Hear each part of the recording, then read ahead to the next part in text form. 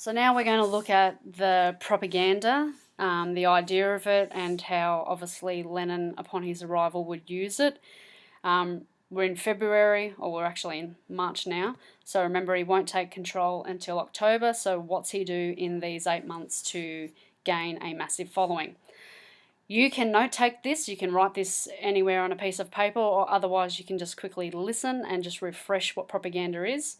So propaganda, if you recall from last year, is a way in which we use the media to persuade and change people's opinions.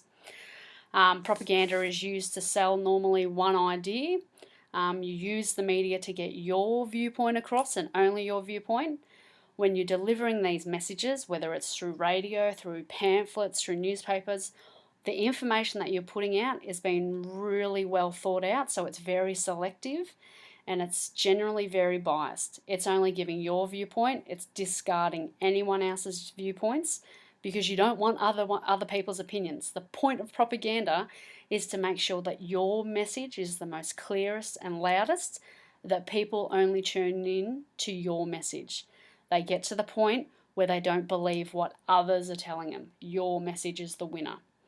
So other words that you can use to think about propaganda is it is also described as being brainwashing, it's manipulating, it's promoting, it's advertising, and a great word is it's indoctrinating. And indoctrinating means that it's taking over, your messages are taking over people's mindsets. So how did Lenin and his very, at this point, small minority group, the Bolsheviks, how did they come to power?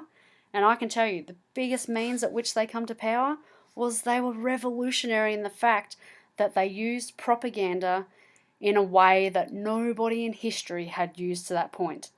What they did with propaganda was so inspiring that a young Adolf Hitler who's coming back from the front line of World War One will read up about Lenin. He will witness what Lenin is doing in 1917 and he will do it in 1933. But at this point, we don't care about Adolf Hitler.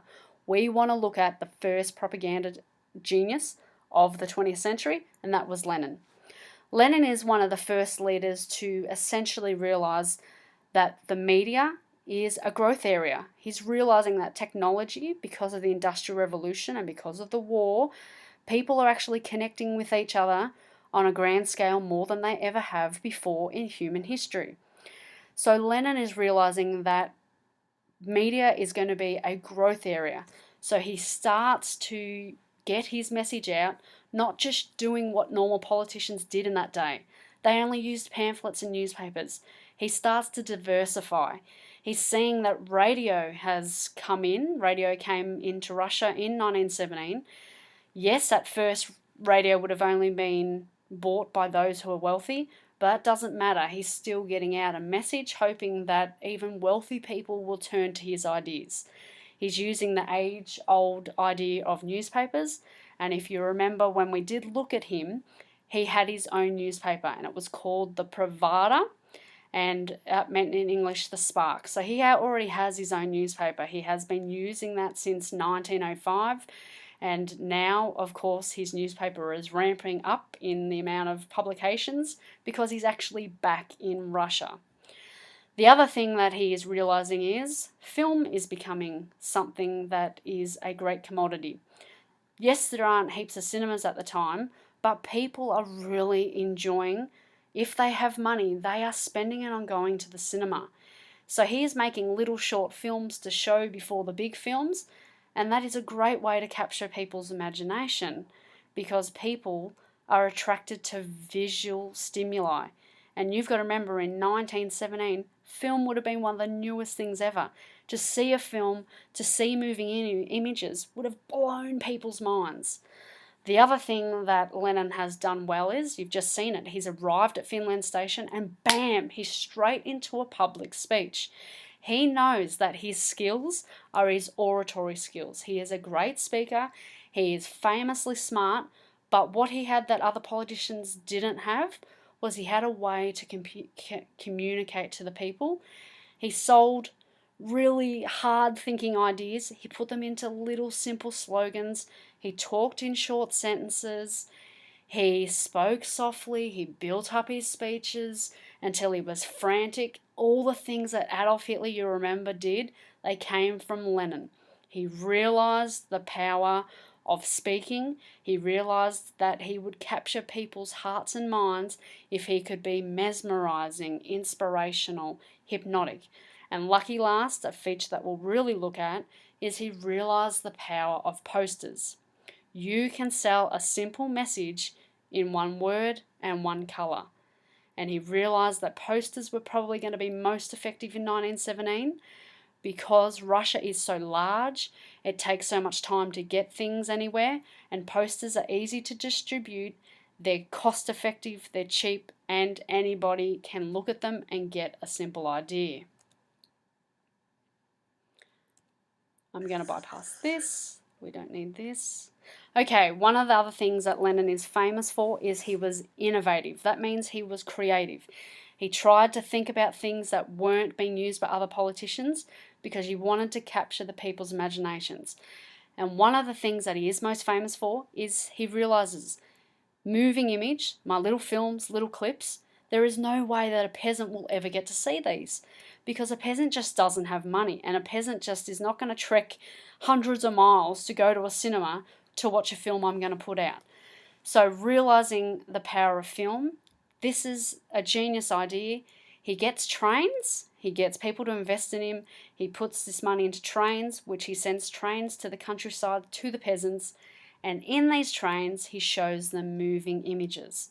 So peasants are getting to see what's happening from the cities, and they are, of course, being inspired to join the Bolshevik Party because this man cares about us.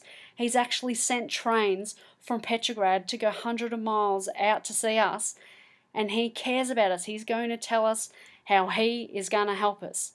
And you've got to remember that when you're a peasant, you're illiterate mainly. You have no education.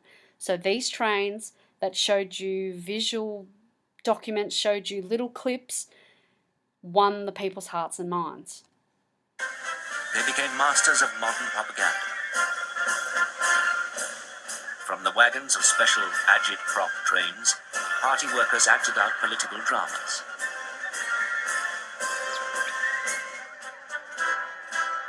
On the trains, many Russians saw their first ever films with an optimistic message about the future.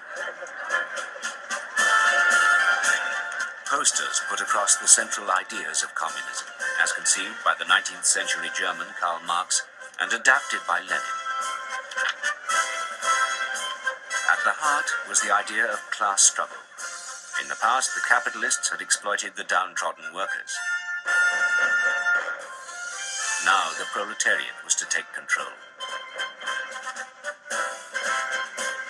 In the factories, workers' representatives would make the decisions. The idea of profit would be abandoned. The fruits of toil would be hospitals, housing, and schools. And it would be for communists themselves, the real believers, to lead the way to this radiant future. Okay, so as you can see, the Agit train, so you might want to take that down in your notes. An Agit train, which is AGIT, was a train that they used to go out into the rural areas to sell the Bolshevik message to the peasants. Okay, so we finished today's lesson by looking at Lenin's most famous speech, and this is the speech that he delivered exactly one day after arriving at Finland Station. This speech indicates exactly what he wants to achieve. It indicates the Bolshevik platform. It indicates that if you join us, you join the Bolsheviks, this is what I promise, this is what I'm going to give you. This speech sets Lenin up for the direction that the Bolshevik Party is going to take. It sets him up to seizing basically power over the Petrograd Soviets because they listen to this speech and they go, you know what? We can't alone fight the provisional government. We're going to join this guy. We're going to join this political party, the Bolsheviks, and together we're going to be a force to be reckoned with. So in your booklet, I want you to go over on page 38. You'll realise that the next paragraph is all about describe the content of Lenin's April theses. what you see exactly before you is what you need to note take, put into that box. So at this point of the recording, you need to pause and you need to copy what you see. Okay, so here is one of the most famous, I guess, paintings, drawings of Lenin delivering his April theses. So just quickly, you would have taken notes on this now. I hope you basically have got the nutshell of what he's saying in April theses, but if you haven't, let's see if I can give it to you in a minute and a half. Okay, so this speech is delivered a day after arriving at Finland Station. Why does he deliver it a day later? Because he realises by the thousands that turned up to his arrival, he's got to take the moment. He realises that there is chaos in this country and people are crying out for strong leadership. If I don't seize it now, if I don't grow my party, the Bolshevik party now, I'll forever lose the people. So that's why it's done a day later. Who is he talking to? So the headquarters, if you remember the map of that I showed you long ago, you'll realise there was Finland Station and the Bolshevik headquarters were actually a few blocks behind it, all right? So he's just a few blocks away from the station. He's in a big room. We have a couple of hundred people here. These are your die-hard Bolsheviks, so these are the ones that have followed him from day one. By looking at this picture, you can tell that the die-hard Bolsheviks are largely soldiers and probably industrial workers, but the ones on sort of the more wealthier side, if you could say, the ones who are probably making the good money. Why is he delivering this speech? Okay, just like I said before, he realises that for this political party to grow and for him to get the Petrograd Soviet on his side, he needs a clear directive and he needs some simple promises to win the people over. His simple promises are quite literally, they are that. Remember, the point of propaganda is to give a clear-cut idea without using too many words and sentences. 1, he tells the people, do not support the provisional government. Why is that going to be disastrous for the provisional government? Well, they need all the support they can get. They are in power because they took power off the Tsar. They're not in power because the people want them. 2, he says the time is perfect for a revolution. Don't let anyone tell you otherwise. The February Revolution, guys, it didn't achieve anything except for it got rid of the Tsar. He tells the people, we still haven't had a real revolution.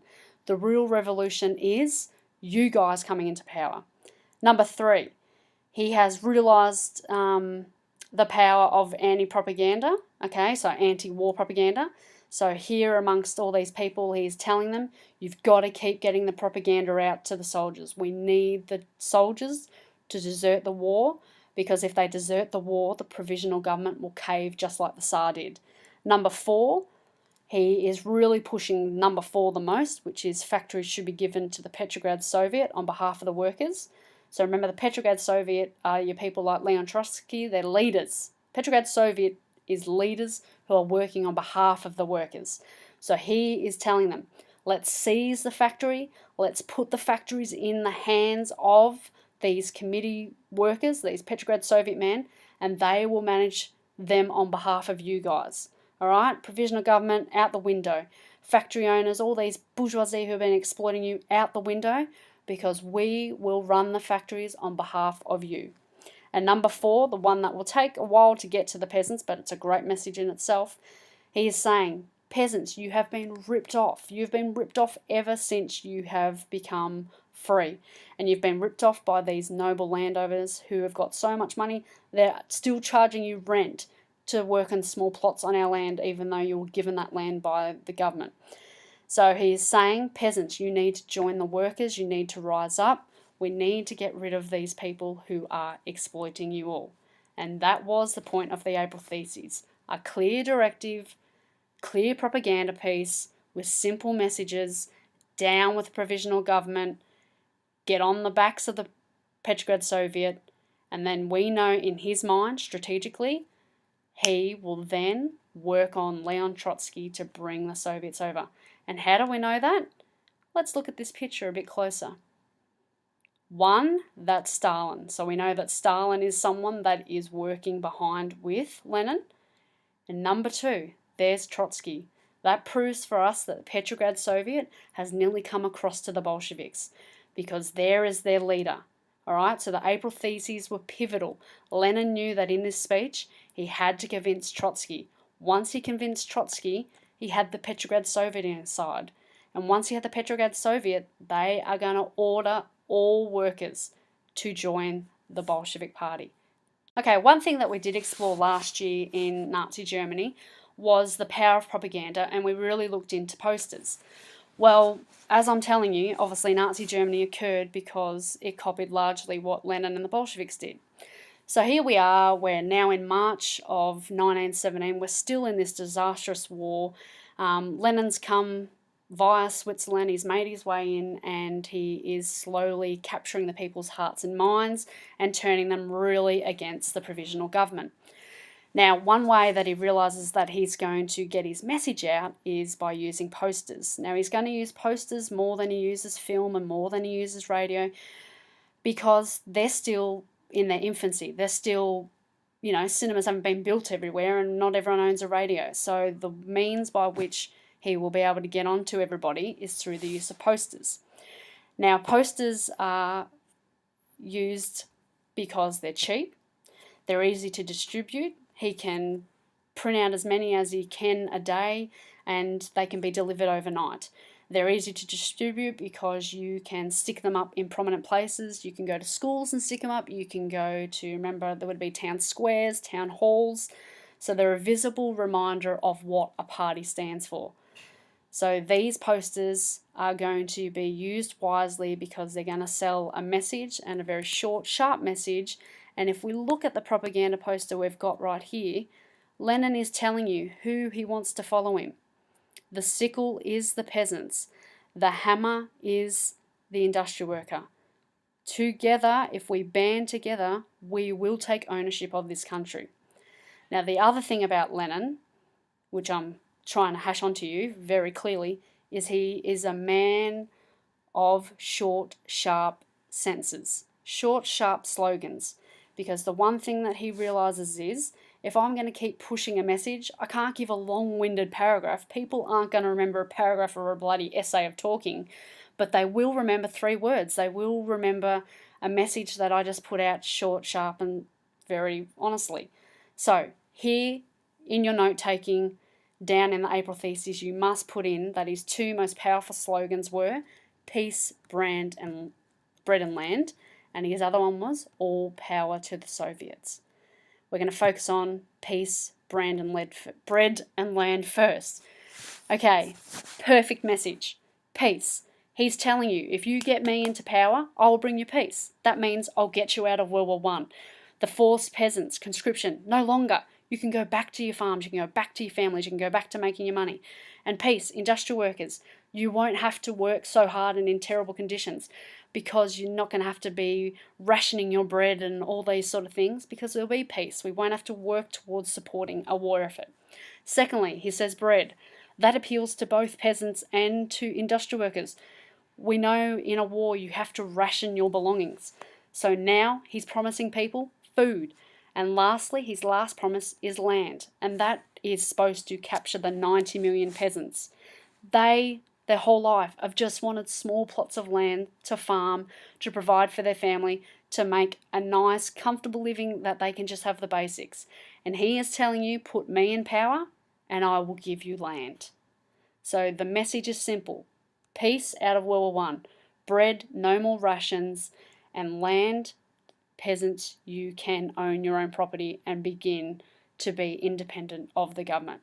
Secondly, his second most famous slogan is all power to the Soviets. Okay?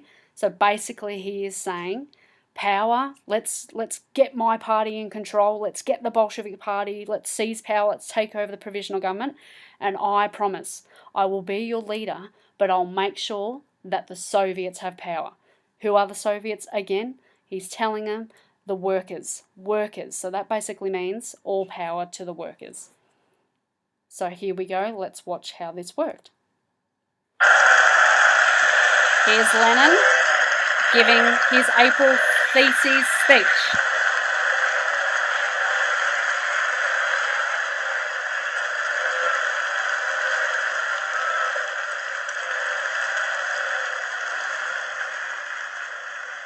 Comrades, a question. How many more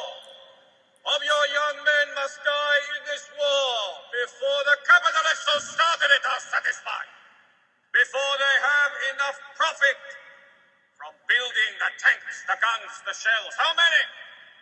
50,000, a million, 2 million? I say none. I say stop the war now.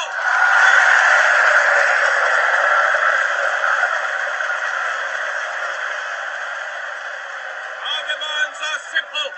We want peace for the soldier. We want bread for our workers. We want land for our peasants. Now!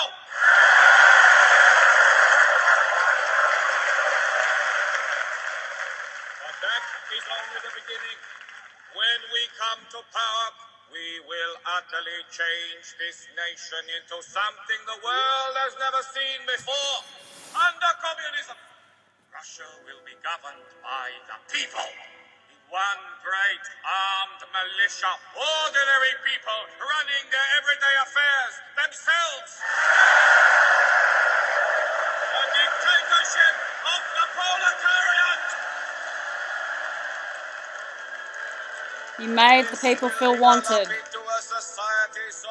He made them feel unique. He made them feel powerful. Will wither away. What do Kerensky and the provisional government offer instead? Capitalism with lighter chains for the workers. There can be no compromise with these frauds. Peace, bread, land. Keep on saying it until all Russia rises up to demand it, and then we will lead the proletariat to victory. So a simple message captures the hearts and minds of the people. So Lenin's message was very simple. Peace, bread and land. Peace. Lenin would withdraw Russian forces from World War One. Bread. Food's going to be distributed amongst everyone equally. Rations are gone. And land. Land is going to be taken away from nobles and it's going to be given evenly to the people. So that short, sharp slogan is exactly what the people needed and wanted to hear. It was exactly what the provisional government weren't giving.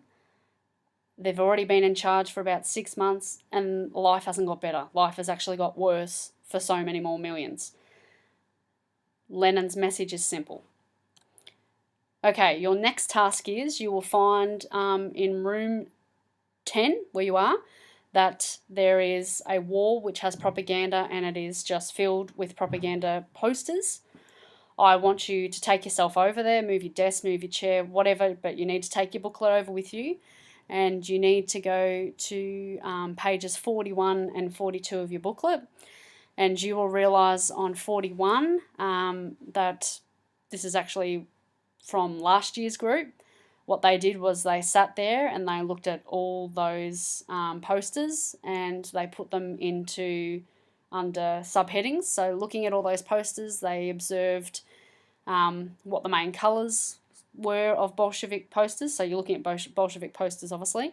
They looked at what the main symbols were, what the key ideas and beliefs were, what themes came out of these posters. They looked at what people were leaders representing these posters. So that information has been done for you, but you should take now at least a minute or so to read that, because clearly in your exam you could get a Bolshevik propaganda poster, and having all this information will enable you to answer A, B and C responses. But once you've spent a few minutes reading 41, I want you to turn over to page 42, which you'll find is blank. And I actually want you to select, so looking at all those posters, I want you to select the poster that stands out to you the most.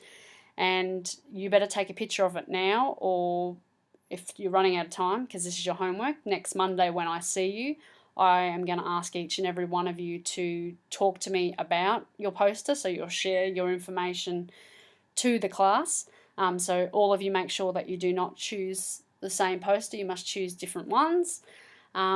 Now sit back, and with that poster I want you to analyse it using the questions that you see before you right now, which is I want you to list the main colours that are being used in it, I want you to identify the main symbols being used in it, I want you to identify any groups in it.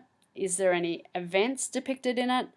What leaders are represented in your poster? And is there any ideas? And on Monday next week, I'm going to give you all, say, 2 or 3 minutes to relay that information for us. And lastly, you must be able to, on Monday when you're sharing this information, I want you all to tell me what you think the overall message is of your poster. So reiterating again, I want you next Monday to be able to tell me what you think the overall message of your Bolshevik propaganda message is. What message is Lenin trying to reveal through this poster? Lucky last, the last thing that you will need to do over the weekend, or even now if you've managed to get time, is page 43 and page 46. Just have a bit of information on Kerensky, who is obviously our leader of the provisional government. Next Monday when I see you again, we're going to do a Kahoot quiz on him. So your homework obviously is just to sit and find 15-20 minutes to read as much information on Kerensky as you can, understanding where he came from. Was he a noble or was he a peasant? Where did he come from? Which political party did he belong to before he was in the provisional government? And just a bit about who he is and what he believes. And we'll have a Kahoot quiz on him next week. And then together, we only have 3 more lessons and we will finish Area Study 1. And then we will have 4 weeks of Area Study 2 and you'll be finished the Russian Revolution. Thank you very much.